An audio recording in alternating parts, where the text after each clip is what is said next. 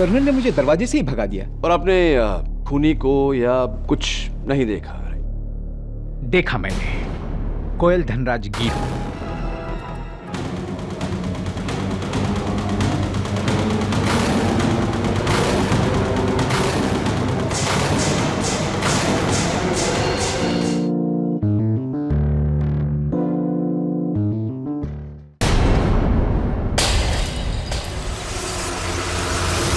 कोयल,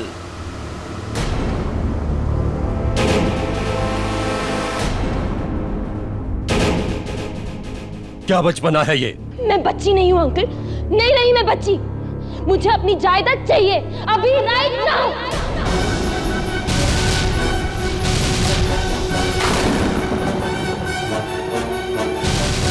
बचपना नहीं तो ये क्या है? पैर पटकना, जिद करना, सामान फेंकना, तुम्हें जो करना है कर लो, लेकिन मैं सही टाइम पर सही काम करूंगा। Now go to your room, it's an order. I just hate you, uncle. I hate you. अगर मम्मी पापा जिंदा होते तो मुझे आपके पास कभी नहीं छोड़ते, कभी नहीं छोड़ते।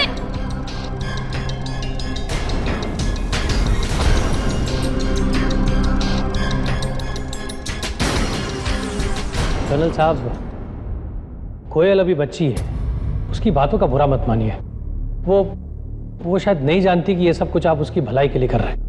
मैंने तुम्हारी राय मांगी कोटियन। Sorry sir. ये मेरा और मेरी भतीजी के बीच का मामला है, तुम सब इससे दूर रहो, अंडरस्टैंड? जी सर। वो आपके सीए मिस्टर प्रजापति आपका इंतजार कर रहे हैं सर। मीटिंग टाइम से 6 मिनट पीछे है। यू सिविलियंस टाइम की वैल्यू नहीं जानते। Every second count, you understand? Go and send him. Mrs Gomes. Sir. 4:55 हो चुके हैं। ठीक 5 बजे मुझे मेरी चाय चाहिए, otherwise you will be fired. Sir.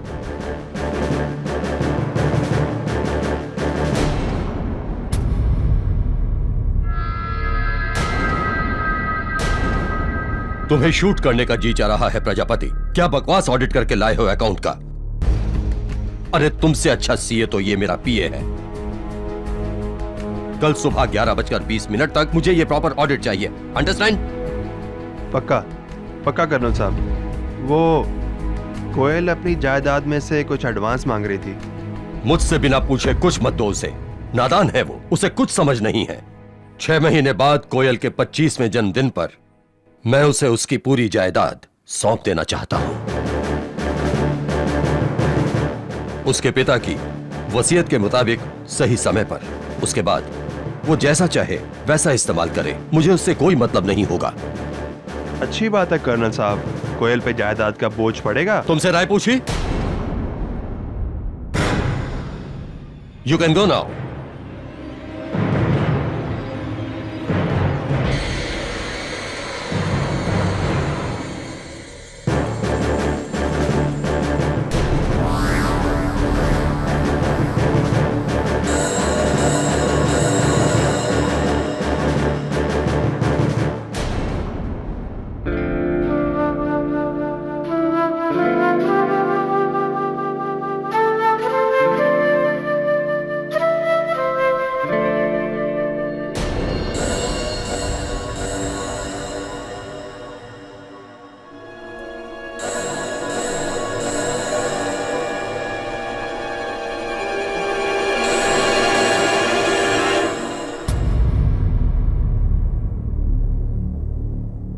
रो मत कोयल बेटी,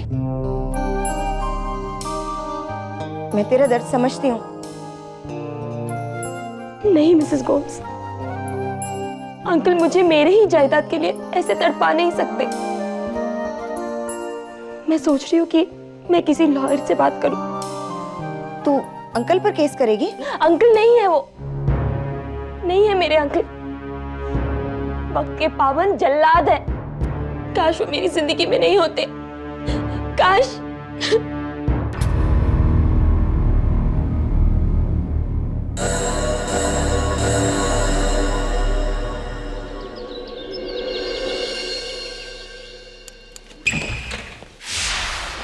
केडी, मैं कोयल धनराजगीर। मेरे स्वर्गवासी माँ बाप मेरे नाम 90 करोड़ छोड़ गए थे और उस जायदाद के ट्रस्टी मेरे अंकल, मेरे ताया जी, रिटायर्ड कर्नल मानिक धनराजगीर है। वो बहुत सख्त है और मुझे अपने ही पैसों के लिए उनसे पूछना पड़ता है। That's not nice at all. Exactly. Mrs. Bilmoria, glass of cold water for her. She's very hyper. बैठिए। Thank you. हाँ, तो आपके अंकल कब तक आपके जायदाद के ट्रस्टी रहेंगे? मेरे 25 साल होने तक। वैसे किसी लड़की को उम्र पूछना अच्छा नहीं होता, लेकिन इस केस में तो पूछना पड़ेगा। कितनी उम्र है आपकी? 24 साल 6 महीने। 24 साल 6 महीने। जी। ठंडा पानी। तो क्या प्रॉब्लम है इसमें? 6 महीने इंतजार कर लीजिए, आपको आपकी जायदाद मिल जाएगी। मैं इतनी देर इंतजार नहीं कर सकती। मुझे वो पैसे अभी और अभी चाहिए। अगर 6 महीने बाद अगर मेरे अंकल ने इरादा बदल दिया तो मैं मुश्किल में आ सकती हूँ। मिस धनराजगीर, क्यों आपको ऐसा लगता है कि आपके ताया जी अपना इरादा बदल देंगे? वो मुझे नादान और नासमझ समझते हैं। खैर, आप ये बताइए, क्या आप मेरा केस लेंगे या नहीं? वरना मेरे पास और भी वकील है। देखिए, आप अगर समझदार हैं तो आपका केस तो मैं लूंगा ही। हाँ, बिल्कुल, मैं समझदार हूँ। You understand that? Yes, of course. आपको तो देखकर ही पता चल जाता है कि आप समझदार हैं। चलिए, तो मेरी एक सवाल जो मुझे कुछ दिनों से परेशान कर रहा है, उसका जवाब दे दीजिए प्लीज मुझे। एक बुजुर्ग थे, बिल्कुल आपकी ताया जी की तरह खड़ूस, और एक लड़की थी बड़ी प्यारी, बिल्कुल आपकी तरह। तो एक दिन बुजुर्ग ने लड़की से कहा कि बाजार जाओ और ऐसी कोई चीज लाओ जो इतनी बड़ी हो कि पूरा कमरा भर जाए और इतनी छोटी भी हो कि जेब में फिट हो जाए। I can't find the answer. बताइए, आप समझ में आया कुछ? इतनी बड़ी चीज जो कमरा भर जाए जी, और इतनी छोटी जो जेब में आ जाए। जी। ये कैसा बचकाना सवाल है? मैं ये जवाब नहीं दूंगी। Okay, no problem. तो फिर मेरा जवाब सुन लीजिए। मुझे लगता है कि 90 करोड़ रुपयों के लिए 6 महीना इंतजार करने में कोई हर्ज नहीं, कोई बुराई नहीं। You should wait. मैं बच्ची नहीं हूँ जो सब सलाह देते रहते हैं। मैं इंतजार नहीं कर सकती। You got it? चाय, कॉफी? ओह वेल। वो वकील का आइडिया बेकार निकला। अब तुम्हें ही कुछ करना पड़ेगा नयन, तुम्हें ही कुछ करना पड़ेगा, समझे? तुम्हें पता है ना, मैं 6 महीनों तक इंतजार नहीं कर सकती। ठीक है, तुम्हारे अंकल को मैं संभाल लूंगा।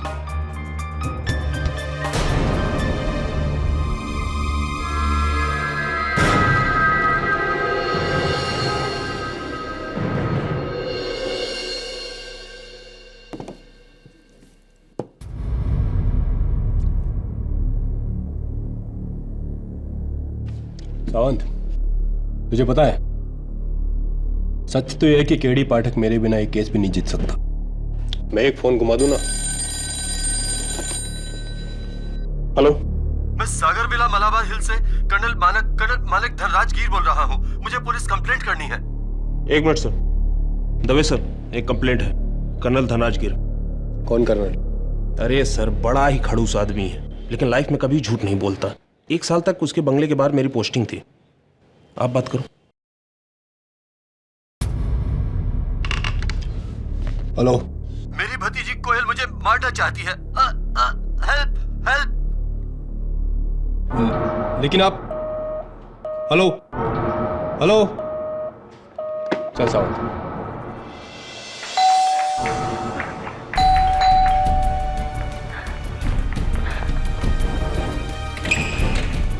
इंस्पेक्टर साहब, कर्नल का है? ऊपर कमरे में वहाँ एक आदमी है, मैंने उसे बंद करके रखा है। अब जल्दी चलिए प्लीज। चलो।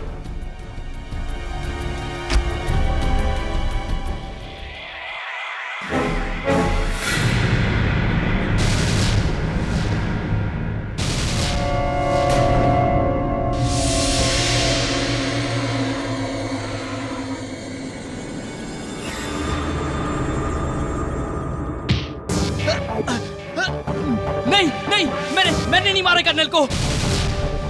मैंने कुछ नहीं किया है, मैंने कुछ नहीं किया।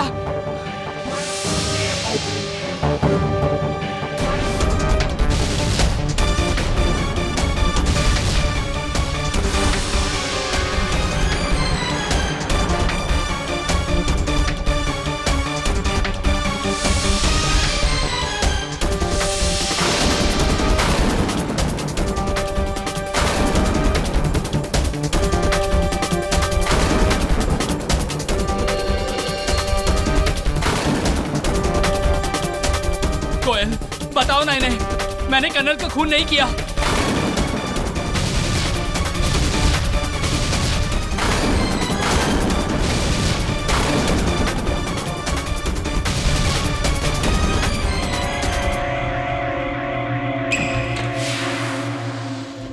केरी, केरी, केरी, केरी, you only can help me, please, please help me. मेरे अंकल का मर्डर हो गया और उसका इल्जाम मेरी नयन पर, मेरी दोस्त नयन पर है। Please, only you can help me. I will calm down. Sit down. No, you listen to me. You can only help me. अगर उसे कुछ हुआ ना, मैं जीती जी मर जाऊंगी। कुछ नहीं होगा। मैं मर जाऊंगी, मैं मर जाऊंगी। Calm down. I'll die. Nothing will happen. Calm down. No, you listen to me. Help me, please. Mrs. Dilmore, आप- No, Kenny, listen to me. You have to help me.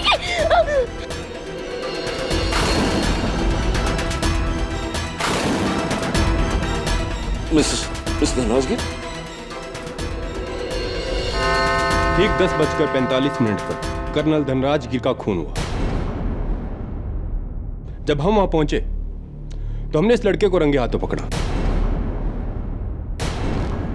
तुम्हारा पूरा नाम नयन चक्रवर्ती है और तुम एक पेंटर हो, आर्टिस्ट। जी। उस दिन कर्नल धनराजगीर के बंगले में, उनके कमरे में तुम क्या कर रहे थे? जी, कोयल के कहने पर मैं कर्नल धनराजगीर को कन्विंस करने गया था कि उसकी जायदाद उसे दे दे।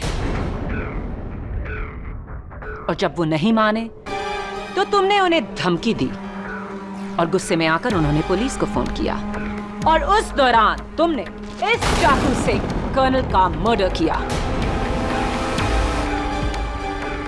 नहीं, मैं जब उनके कमरे में पहुंचा तो उनकी लाश ऑलरेडी फर्श पर पड़ी हुई थी। तुम उनके कमरे में कितने बजे पहुंचे? मेरे हाथ में घड़ी नहीं थी। पर तुम्हारे हाथ में चाकू था और उस चाकू पर तुम्हारी उंगलियों के निशान।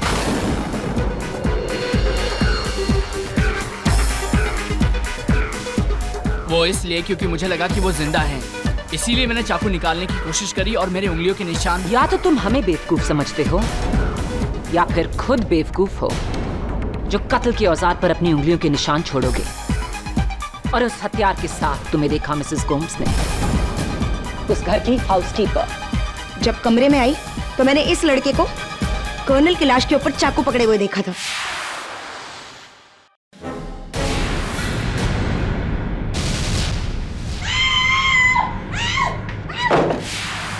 अब तो और भी पक्का हो गया कि खून तुम ही ने किया नयन। योर ऑनर, इस केस में एक अहम सच ये है कि कर्नल साहब का कत्ल सुबह ठीक 10:45 पर हुआ। नयन उस कमरे में एग्जैक्टली कितने बजे गया, ये ना तो नयन को खबर है ना ही मिसेस गोम्स को। Time is of essence in this case. इसीलिए योर ऑनर, कातिल तक पहुंचने के लिए हमें यह पता लगाना बहुत जरूरी है कि कौन कौन उस कमरे में कितने बजे गया।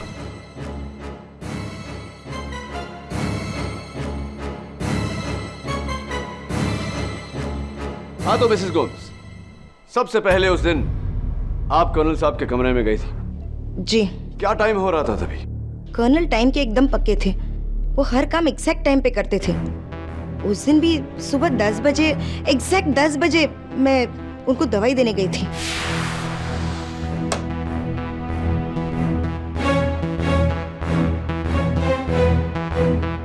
सब मेडिसिन का टाइम हो गया।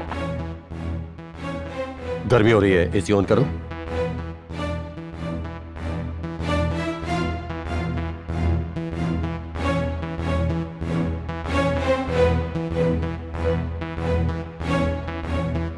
मिसेस गोम्स, अगर ये आर्मी होती तो मैं आपका कोर्ट मार्शल कर देता।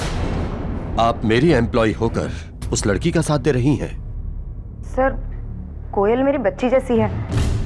उसके जायदाद का पैसा उसके पेरेंट्स और मेरे पुराने एम्प्लॉयज का है। आपका कोई हक नहीं बनता कि मिसेस गोम्स, अपनी औकात से ऊंचा बोलने की हिम्मत मत कीजिए। तुम कोयल की मां नहीं, उसकी दाई हो दाई।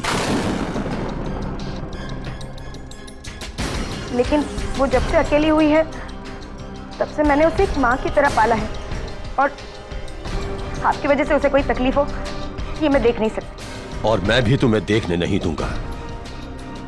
यह महीना खत्म होते ही मैं तुम्हें इस नौकरी से निकाल दूंगा। आप ऐसा नहीं कर सकते। मैंने अपनी लाइफ के 30 साल दिए इस घर को। You can't do this to me. अपनी भतीजी को तुम जैसे भड़काने वाले लोगों से बचाने के लिए मैं कुछ भी कर सकता हूं। Get out.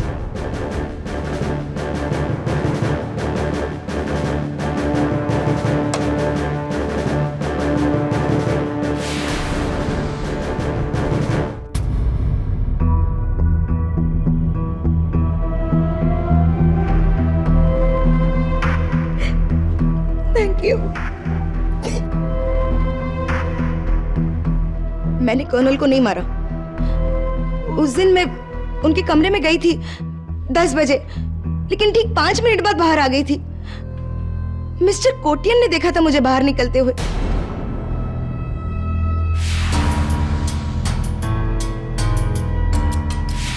Yes your honour, Mrs Gomes बिल्कुल सच बोल रही है। मैं कर्नल साहब के ऑर्डर के अनुसार रोज 10:05 पर उन्हें उनके अपॉइंटमेंट की लिस्ट देता था। कम इन।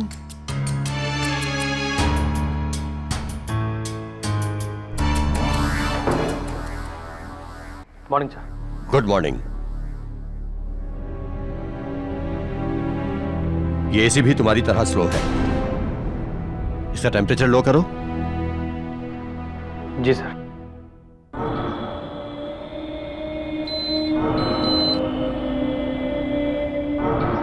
सारी अपॉइंटमेंट्स का ऑर्डर गलत है। कोटियन, तुम किसी काम के आदमी नहीं हो। टाइम की वैल्यू नहीं है तुम्हें।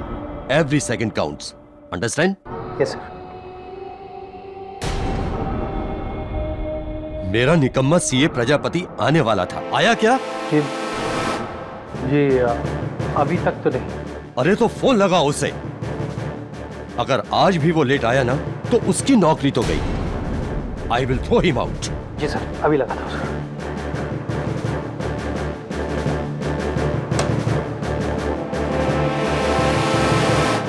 मिस्टर कोटियन, आप कर्नल साहब के कमरे से कितने बजे निकले? जी ठीक 10:11 पर। क्या बात है, टाइम तो बहुत अच्छी तरह याद है आपको। जी। एनीवे, आपके बाद कौन गया था उस कमरे में? जी चार्टर्ड अकाउंटेंट साहब मिस्टर प्रजापति, ठीक 10:15 पर।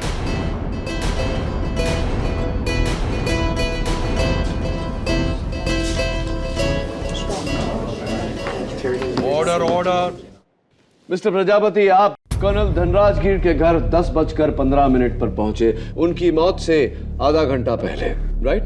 जी, और बंगले पे आते ही मिस्टर कोटियान मुझ पे भड़के। फोन क्यों नहीं उठा रहा ये प्रजापति जी? 10:15 हो गए। घड़ी देखिए आपने, आप पूरे 5 मिनट लेट हैं। लेट आप आते और सुनना मुझे पड़ता है यहाँ। तब तो अगली बार मैं और लेट आऊंगा। सोनलाल जी, आप ऊपर आ रहे हैं? नहीं, मैं यहीं रहता हूं, वरना वो वक्त का गुलाम ना फिर से मेरी क्लास ले लेगा। उसे आज ही बस ये चाहिए थी और अब तक रेडी नहीं।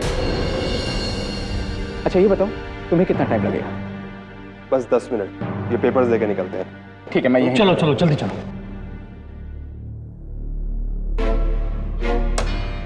एक्सक्यूज मी कर्नल साहब, मिस्टर प्रजापति से भेजो। जी।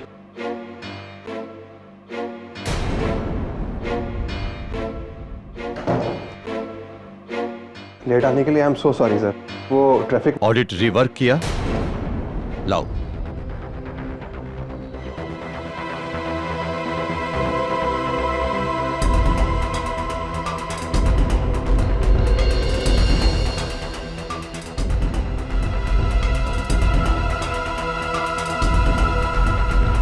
Passport in order sir.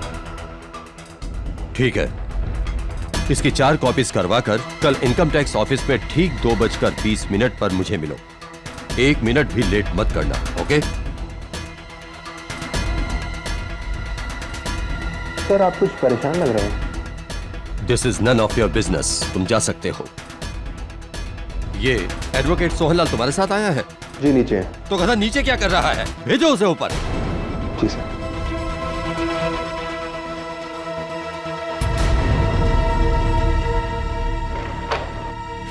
तो आप उस कमरे में दाखिल हुए 10:22 पर और आप 10:34 पर उस कमरे से निकले। एग्जैक्ट। कर्नल के साथ रहकर हमें हमेशा अपनी घड़ी को बार बार देखना पड़ता था। फिर क्या हुआ? देखिए, सब कुछ टाइम से हो जाना चाहिए, वरना आप जानते हैं कर्नल साहब को, एक बार टाइम फिक्स कर लिया तो। जी जी जी, नहीं मैं आपको डरा नहीं रहा हूँ। जी प्लीज। मुझे क्या पता, मैं उनका पीए नहीं हूँ।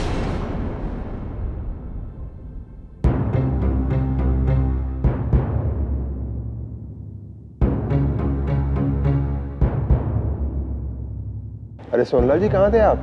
हाँ, वो वॉशरूम में था। कर्नल आपको ऊपर बुला रहे हैं। कर्नल साहब?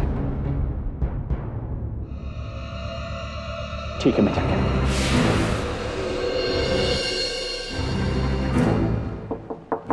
कर्नल साहब। सोहनलाल, वसीयत लाए हो? नहीं साहब, वो कल तक हो जाएगा। Then get lost. Get out from here. Colonel ने मुझे दरवाजे से ही भगा दिया। और आपने खूनी को या कुछ नहीं देखा? देखा मैंने, कोयल धनराज गिर।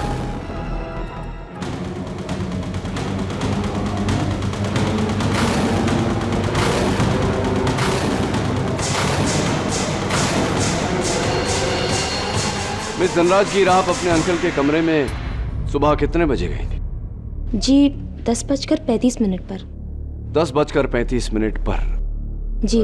इतने यकीन से आप कैसे कह सकती हैं? दीवार की घड़ी पर यही टाइम था। यानी कि खून होने से सिर्फ 10 मिनट पहले। 10:35 हुए हैं। ठीक 2 मिनट में अपनी बात पूरी करो और जाओ यहां से। I am very busy. और हाँ, एसी का टेम्परेचर लो करो, बहुत गर्मी हो रही है।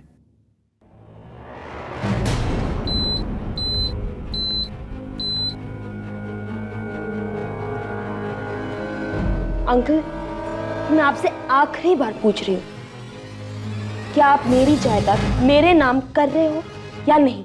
मैं भी तुम्हें आखिरी बार बोल रहा हूं। तुम्हारे पिता की वसीयत के मुताबिक जब तक तुम 25 बरस की नहीं हो जाती तब तक तुम्हारी जायदाद तुम्हें नहीं मिल सकती। अभी 6 महीने बाकी हैं, तब तक इंतजार करो। That's it. और रुको, ये फोटो देखती जाओ। ये कैप्टन रघुवीर सिंह है, अच्छी फैमिली से बिलोंग करता है, संस्कारी लड़का है। 6 महीने बाद तुम्हारी शादी मैं इससे करने वाला हूं। पर अंकल। मुझ पर भरोसा रखो कोयल, तुम अपना अच्छा बुरा नहीं समझती। मैं जो कुछ भी करूंगा ठीक करूंगा। 2 मिनट हो गए, you can go now.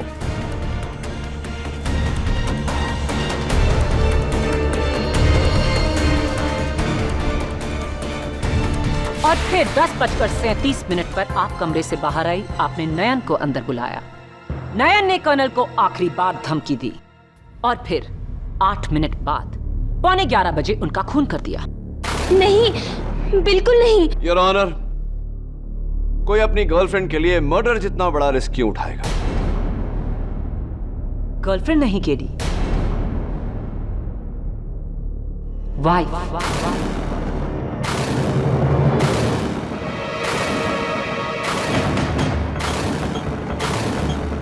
Your honour, कोई अपनी गर्लफ्रेंड के लिए मर्डर जितना बड़ा रिस्क क्यों उठाएगा? गर्लफ्रेंड नहीं केडी। वाई।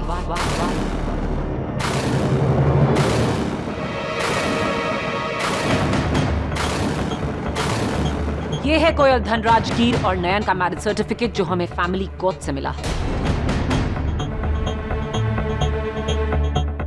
आप कोयल के दोस्त नहीं, बॉयफ्रेंड नहीं, बल्कि पति हैं।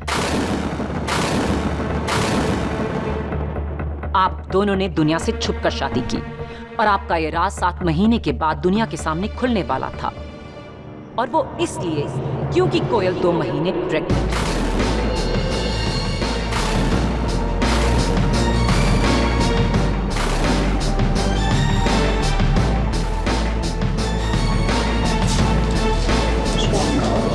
Silence in the court, please.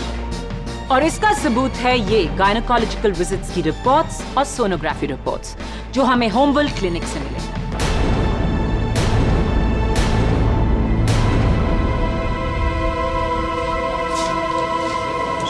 Your honour, अब मेरी समझ में आया कि क्यों कोयल 6 महीने भी इंतजार नहीं कर सकती थी। कोयल को डर था कि अगर उसके अंकल को उसकी शादी या प्रेगनेंसी के बारे में पता चल गया तो वो उसे जायदाद से बेदखल कर देंगे। कोयल के पिता की वसीयत के मुताबिक अगर कोयल ऐसी कोई हरकत करती है जिससे कर्नल को गहरा एतराज हो तो वो उस जायदाद को 5 साल और अपने कब्जे में रख सकते हैं।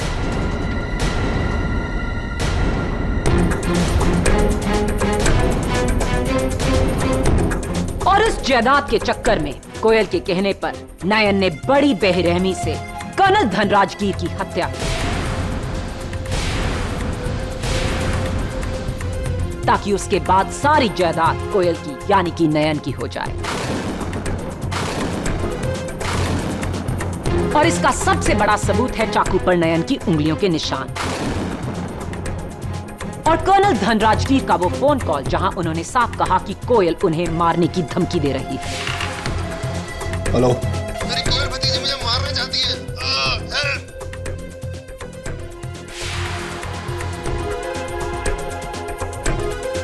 It's a crystal clear motive and a crystal clear case, Your Honor. नयन के साथ कोयल को भी हिरासत में लिया जाए।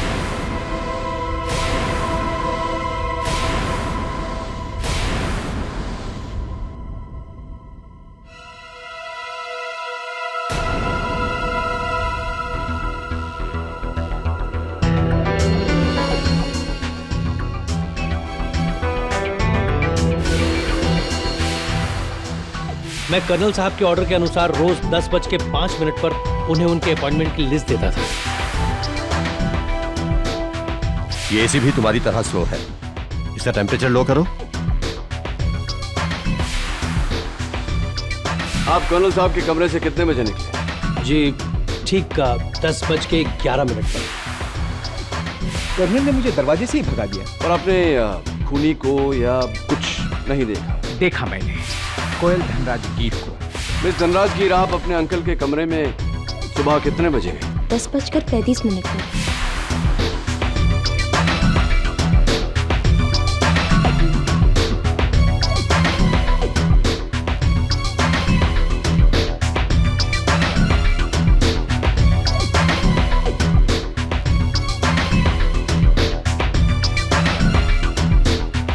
एसी का टेम्परेचर लो करो, बहुत गर्मी हो रही है।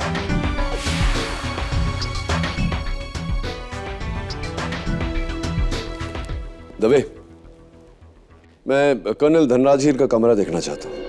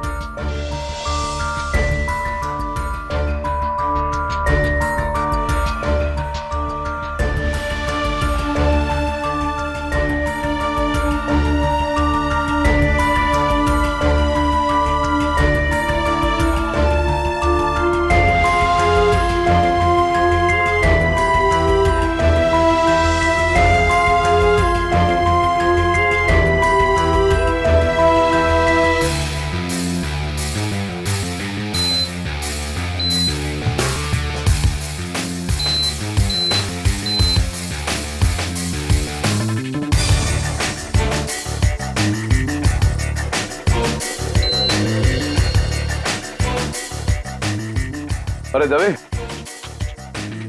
पुलिस स्टेशन में जब कर्नल साहब का फोन आया था तो फोन तुमने उठाया था किसी और ने? सावंत ने। वो साहब, मैंने ठीक 11:15 से पहले फोन कॉल उठाया था और मैंने सुना कि हवलदार सावंत, ऐसा भी तो हो सकता है कि वो आवाज जो तुमने सुनी वो कर्नल धनराज गिर की नहीं थी, किसी और की थी। 100% कर्नल की आवाज थी सर। मैं उनके पास 1 साल काम कर चुका हूँ, यूं ही थोड़ी ना पुलिस में भर्ती हूँ सर। मेरे कान बहुत तेज हैं। Well done। और फिर आपने फोन इंस्पेक्टर दवे के हाथों में दिया। Yes. Inspector Dave, colonel Dhanraj Gir ने आपको फोन पे कहा कि मेरी भतीजी मुझे मारना चाहती है। जी। कुछ देर के लिए अगर मान लें कि नयन उन्हें मार रहा था तो उन्हें नयन का नाम लेना चाहिए था, राइट? ऐसा क्यों नहीं किया उन्होंने? क्योंकि वो नयन को जानते नहीं होंगे। लेकिन कोई और संकेत दे सकते थे। ये कह सकते थे कि मेरी भतीजी मुझे मरवाना चाहती है, क्योंकि उन्हें कोई और यानी कि एक मर्द मार रहा था। तो कोई और संकेत दे सकते थे, क्यों नहीं दिया? मरता हुआ आदमी हर डिटेल पे ध्यान थोड़ी देगा। मरता हुआ आदमी डिटेल पे ध्यान नहीं देगा। ओके। पते की बात यह है कि कर्नल धनराज गिर ने मरते समय कोयल का नाम लिया। इंस्पेक्टर दवे, एक बहुत पुरानी कहावत है, मरते समय इंसान झूठ नहीं बोलता। तुम तो मेरी भाषा बोल रहे हो KD. Koyal is guilty. Absolutely not prosecutor साहिबा। कर्नल साहब ने फोन पर जो बात कही थी कि मेरी भतीजी मुझे मारना चाहती है, ये आपके नजरिए से सच है, लेकिन मेरे नजरिए से झूठ। मिस धनराज गिर ने कर्नल साहब को न मारा है न मरवाया है। तो फिर उन्होंने कोयल का नाम क्यों लिया? ये बात तो मैं भी सोच रहा हूँ। कर्नल साहब ने जब पुलिस स्टेशन फोन किया तो सबसे पहले उनकी बात हवलदार सावंत से हुई, जिनको उन्होंने अपना नाम और पता बताया। ये बात तो सच थी, लेकिन जब दवे से बात हुई तो उन्होंने कहा कि मेरी भतीजी मुझे मारना चाहती है। ये बात झूठ थी।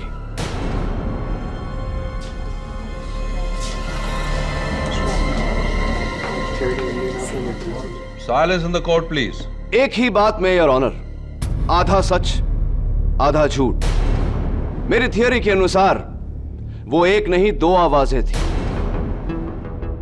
2 इंसान थे। पहली आवाज कर्नल की, जब उन्होंने हवलदार सावंत से बात की और हवलदार ने उनकी आवाज को पहचाना। लेकिन जब दवे ने फोन पर बात की तब वो आवाज कर्नल साहब की थी ही नहीं, किसी और की थी।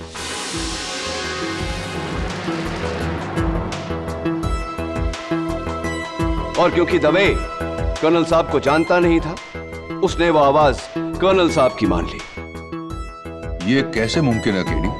एक ही फोन कॉल में 2 आवाजें? मेरी थियरी कुछ इस तरह है योर ऑनर। खूनी खून करने कमरे में आया, कर्नल साहब उसका इरादा समझ गए और तुरंत पुलिस स्टेशन का नंबर डायल किया। हेलो, मैं सागर विला मलाबार हिल से कर्नल मानिक धनराज गिर बोल रहा हूँ। मुझे पुलिस कंप्लेंट करनी है। 1 मिनट सर। दवे सर, एक कंप्लेंट है, कर्नल धनराज गिर। इस दौरान खूनी ने टेबल पर पड़े हुए चाकू को उठाकर कर्नल साहब की पीठ में घोंप दिया। कर्नल साहब के हाथों से फोन छीना और वो आखिरी शब्द दवे से कहे, हेलो, मेरी कोयल भतीजी मुझे मारना चाहती है। एंड योर ऑनर, ये आवाज नयन की नहीं हो सकती। वो भला अपनी पत्नी को क्यों फंसाएगा? ये आवाज किसी और की थी, जिसने हम सबको धोखा दिया, ये जताकर कि कर्नल साहब की मौत के जिम्मेदार या तो उनकी भतीजी है या फिर नयन। दलील तो काबिले तारीफ है केडी, लेकिन इसे साबित कैसे करोगे? यह साबित करके प्रोसिक्यूटर साहिबा कि 10:45 पर कर्नल साहब के साथ उनके कमरे में कौन था।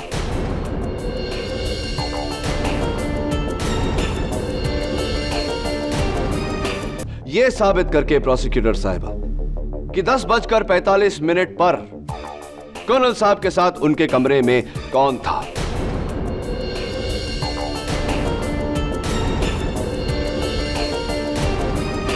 एडवोकेट सोहनलाल या पीए कोटियान, सीए प्रजापति या फिर Mrs Gomes. And your honour, मेरे सवाल का जवाब देगा इस केस का सबसे बड़ा गवाह, कर्नल साहब के कमरे में लगी हुई यह घड़ी।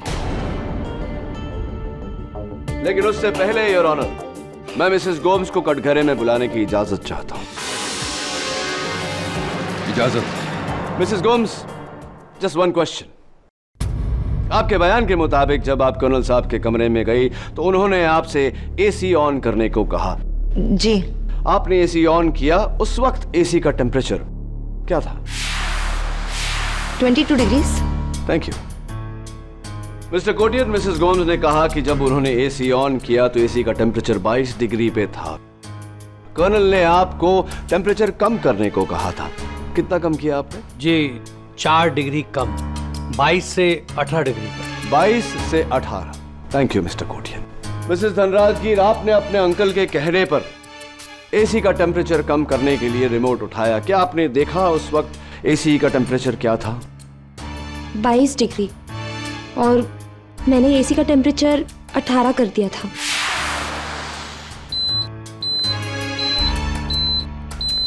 Interesting miss Dhanrajgir, extremely interesting. अगर आपने टेम्परेचर 22 से 18 डिग्री किया तो मिस्टर कोटियन ने क्या किया था?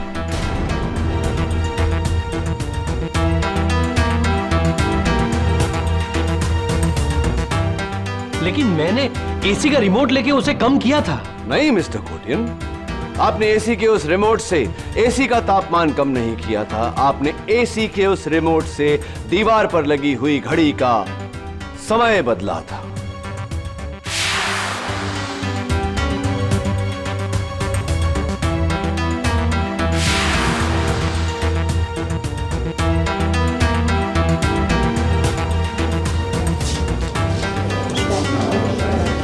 Order order.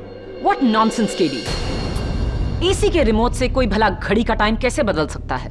इस घड़ी का बदल सकता है माया फडनिस। योर ऑनर, कर्नल साहब के कमरे में लगी हुई इस घड़ी के पीछे एक रिमोट सेंसर अटैच्ड है जो इस घड़ी की मैकेनिज्म को कंट्रोल करता है, और इस सेंसर को कंट्रोल करता है कर्नल साहब के कमरे के एसी का रिमोट। सरल भाषा में योर ऑनर, अगर उस रिमोट को एसी की तरफ किया जाए तो वो एसी के टेम्परेचर को कंट्रोल करेगा, और अगर घड़ी की तरफ किया जाए तो वो घड़ी के समय को कंट्रोल करेगा।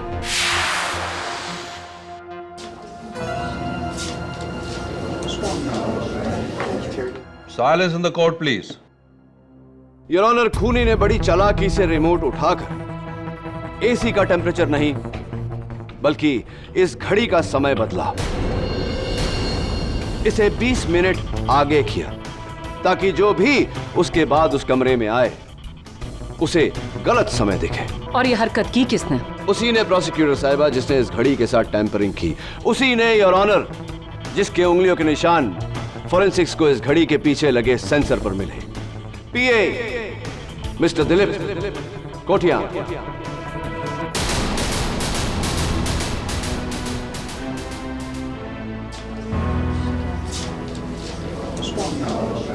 Order order. हाँ, मैंने ही घर की सारी घड़ियों का टाइम बदला था, और उसके बाद मैं कर्नल साहब के कमरे में ठीक 10:05 में चला गया, और वहां जाके चुपके से मैंने उनकी घड़ी को 20 मिनट आगे कर दिया। यानी कि जिस समय आप उस कमरे से निकले तो घड़ी का टाइम 10:11 नहीं 10:31 10:31 AM था। जी। लेकिन उसके बाद तो सीए प्रजापति कमरे में आए थे। जी नहीं, यह मिस्टर कोटियन का एक और झूठ था, क्योंकि इनके बाद उस कमरे में और कोई नहीं गया, सीधा मिस धनराजगीर गई थी।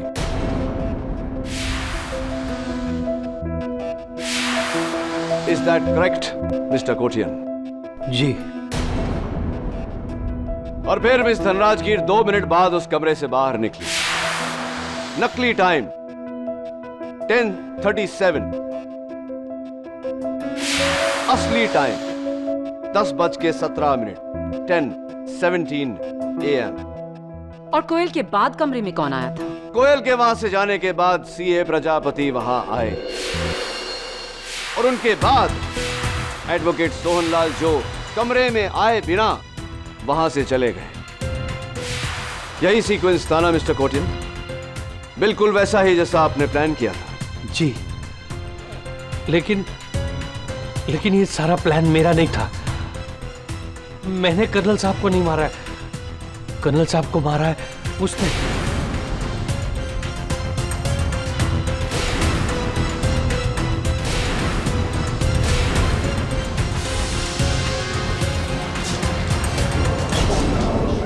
Order order. अरे मुंह छिपाने से सच नहीं छिप जाता मिस्टर प्रजापति। आइए कटघरे में। आपका समय समाप्त हुआ। और should I say your time is up.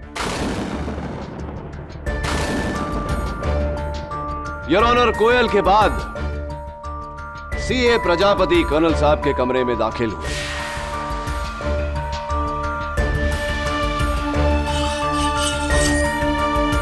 Hello, मैं सागर विला मलाबार हिल से कर्नल मानिक धनराज गिर बोल रहा हूँ। मुझे पुलिस कंप्लेंट करनी है। मेरी कोयल भतीजी मुझे मारना चाहती है। Help help.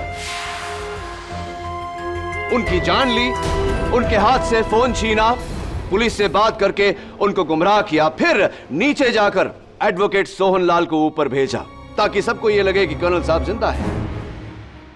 एडवोकेट सोहनलाल ने जो आवाज सुनी थी वो कर्नल साहब की नहीं, पीए दिलीप कोटियान की थी।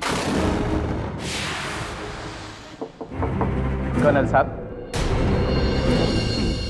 सोहनलाल, वसीयत लाए हो? नहीं साहब, वो कल तक हो जाएगा। Get lost, get out of here. Am I right mister Prajapati? जी।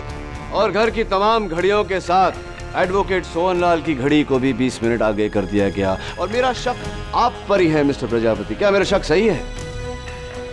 हाँ, वहां आने से पहले मैंने जानबूझकर एडवोकेट सोहनलाल की घड़ी की तारीफ की।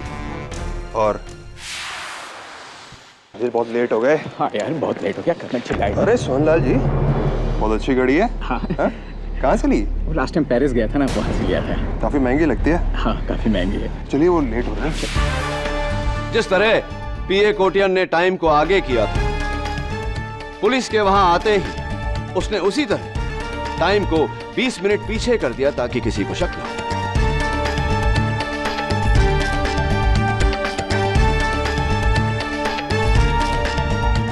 पीए साहब, सीए साहब, कत्ल आपने किया ये तो अदालत जान चुकी है। अब कत्ल क्यों किया ये आप बताएंगे या मैं बताऊं अदालत को?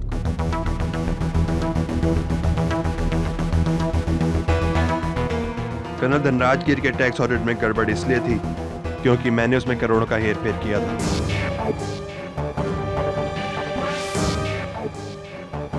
इसलिए मैंने कोटियान को पैसों का लालच देके उसे इस प्लान में शामिल किया। हम दोनों ने ही कमरे की घड़ी का टाइम बढ़ाया ताकि कोयल को लगे कि वो 10:35 पर कर्नल से मिली। इससे हम अदालत में साबित कर सकें कि मैं कोयल से पहले अंदर गया, लेकिन सोहनलाल हमारा झूठ पकड़ सकता था। इसलिए हमने उसकी घड़ी में भी टाइम चेंज किया ताकि उसे भी लगे कि वो कर्नल से 10:45 से पहले मिला, न कि बाद में, जिससे हम कोयल को फंसा सकें और अदालत को लगे कि वो उस कमरे में सबसे आखिर में आई थी और शक उस पर जाता। और फिर नयन के वहां आने से हमें लगा कि अब तो हमारा बचना और भी आसान हो गया है। जज साहब, खून मैंने किया है, नया निर्दोष है। The defense rests, Your Honor. यह अदालत मिस्टर प्रभात प्रजापति और मिस्टर दिलीप कोटियन को हिरासत में लेते हुए मिस्टर नयन चक्रवर्ती को बाइज्जत बरी करती है।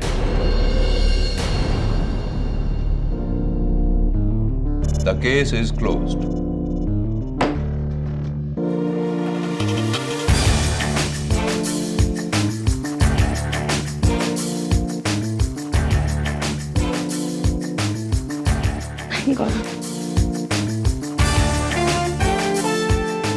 Congratulations.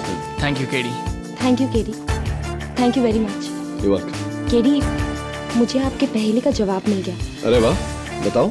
कोई ऐसी चीज जो इतनी बड़ी है जो पूरे कमरे को भर दे, और वही चीज जो इतनी छोटी है जो जेब में आ जाए। तो जवाब बताओ। माचिस। Am I right? Well done. I hope इसी तरह तुम दोनों की जिंदगी भी रोशन हो जाए। Wish you all the best. Thank you, Kelly. Bye.